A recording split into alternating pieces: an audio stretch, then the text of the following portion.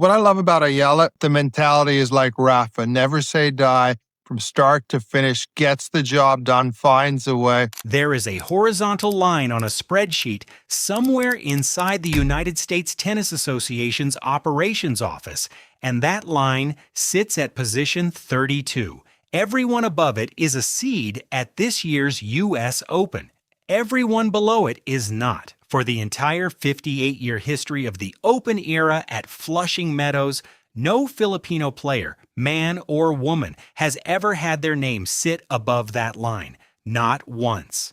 And this is the story of how Alex Eala is set to become the first Filipino ever seeded at the U.S. Open quietly with 4 to 6 positions of clearance in the summer of her 21st year. She is currently ranked number 32 in the world. Her ranking is projected to climb into the high 20s once the Wimbledon points fully post to the WTA computer. If it holds through the seeding cutoff in August, a line that has stood empty above Filipino names since 1968 will simply be a line she has already crossed. No ceremony, just a name where a name has never been before. To understand what that line means, you have to understand where she was standing 2 Augusts ago. In August of 2024, on the very same grounds in Queens, Eala played the final round of U.S. Open qualifying against a Romanian named Elena Gabriela Rus.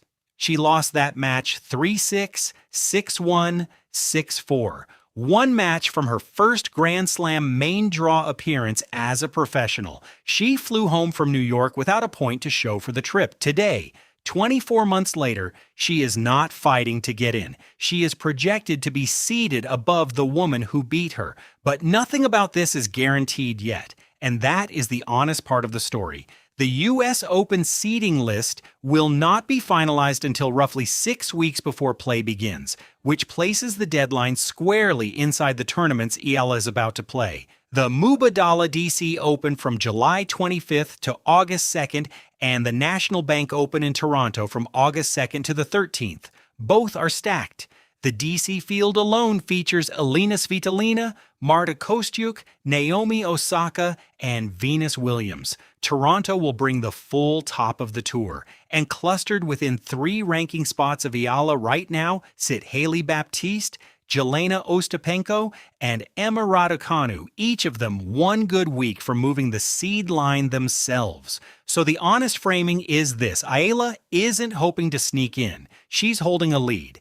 And a lead in the WTA rankings is a lead, the way a lead in a tennis match is a lead. Real, but not the trophy. She has to protect it. What makes the protection plausible is that she has almost nothing to defend from last summer. In 2025, she lost in the first round in Toronto and skipped Cincinnati with a shoulder issue. Downside is minimal. Upside is enormous. A single quarterfinal in either tournament could push her past a career high she has already threatened once this year. That is the tension. Not a villain, not a rival, just a ranking window she has to walk through without stumbling. Now, the reason anyone believes she can walk through it is not sentiment, it is evidence. And the evidence stacks in 3 groups. The first group is structural, the numbers that made the seed line reachable in the first place. Eala entered March of 2026 at world number 32, more than 100 places above where she was in the same week of the previous year. She reached her career high of number 29 on the 16th of March, following a round of 16 appearances at Indian Wells. Her clay court season, as she herself has acknowledged, was uneven. Early exits in Madrid, in Paris to Iva Jovic, in Rome to Elena Rybakina, but she never dropped out of the top 50. By the time the grass court swing began, she was back. She won the Birmingham Open, a WTA 125 title at the start of June. She reached the semifinals in Berlin, defeating 2 top 10 opponents on the way. She entered Wimbledon 2 weeks ago as the 29th seed, which, and this matters, made her the first Filipino singles player ever seeded at any Grand Slam anywhere in tennis history. So the U.S. Open projection isn't a leap. It's the continuation of a seeding line she already stepped over once, on grass 2 weeks ago. The second group is trajectory. What happened once she was inside the top 30, and specifically what happened on center court on the 4th of July. In the third round of Wimbledon, Eala was drawn against the defending champion Iga Swiatek, the world number 3, a five-time major winner. The first set alone ran 90 minutes and ended in a tiebreak that Eala won 11 points to 9. Swiatek later said in her own press conference that Eala's slower serve was harder to read than a conventional one. Quote, "It's much tougher to return a serve like that than a normal serve." The second set took 36 minutes. Final score 7-6, 6-2.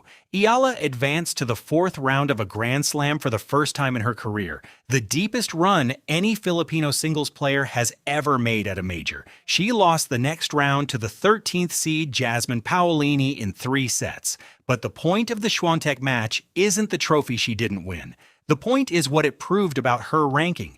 When a player ranked 29 beats the world number 3 at a major, the ranking is no longer the ceiling of what she can do. It is the floor. Take a breath here, because the third group is different in texture. The third group is geography, and this is where the story stops being about a spreadsheet. New York, and specifically the U.S. T.A. Billie Jean King National Tennis Center in Flushing, has been the site of every major chapter in Alex Eala's professional life. In September of 2022, on the same grounds, she won the U.S. Open girls singles title, defeating Lucy Havlicova 6-2, 6-4 in the final, the first Filipino to win any junior Grand Slam. She was 17 years old. In August of 2024, on the same grounds, she lost that qualifying match to Rus and went home. In August of 2025, on the same grounds, she made her first Grand Slam main draw appearance as a professional, and in the first round, she beat the 14th seed Clara Tauson, becoming the first Filipino player to win a main draw match at a major in the Open era. And in August of 2026, on the same grounds, if the ranking holds, she will walk onto the property as its first ever seeded Filipino competitor. 4 Augusts. 1 court. That is not a coincidence anyone designed. That is the story writing itself into a location. Because of the weight of what is about to happen there, it matters to hear it named by voices whose experience of that court runs deep. Greg Rusetsky watched the Swiatek match live from the commentary box on center court. Rusetsky was a U.S. Open singles finalist in 1997, a former world number 4, and a broadcaster whose career was built on the same hard-court surface Eala is about to walk onto. Speaking on BBC Radio 5 Live immediately after the match, he said, quote, "This is somebody who's going to win the Wimbledon championship one day and possibly get to the top 5 in the world. She is that good." He continued on his podcast the following day, quote, "Eala shows she has a very high tennis IQ. The sky's the limit for her. The mentality is like Rafa. Never say die from start to finish, gets the job done, finds a way."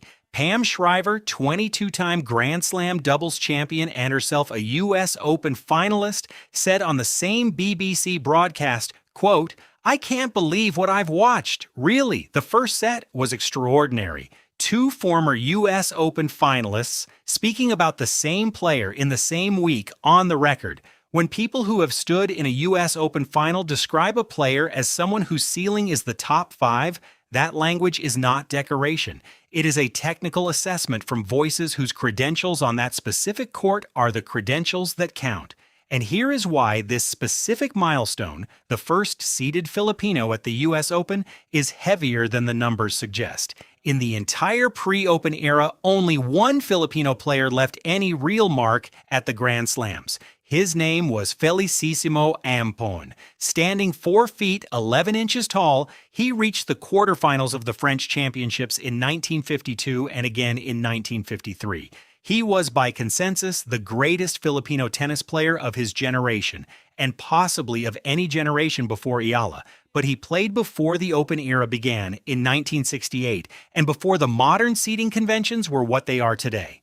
From the moment the Open era began until this year, No Filipino player, no man, and no woman has ever been a seeded singles competitor at a major. Wimbledon 2026 was the first crack in that ceiling. The US Open in 2026, if the ranking holds, would be the second, and it would be the second on the specific court where the story started, where the story stumbled, and where the story began to turn.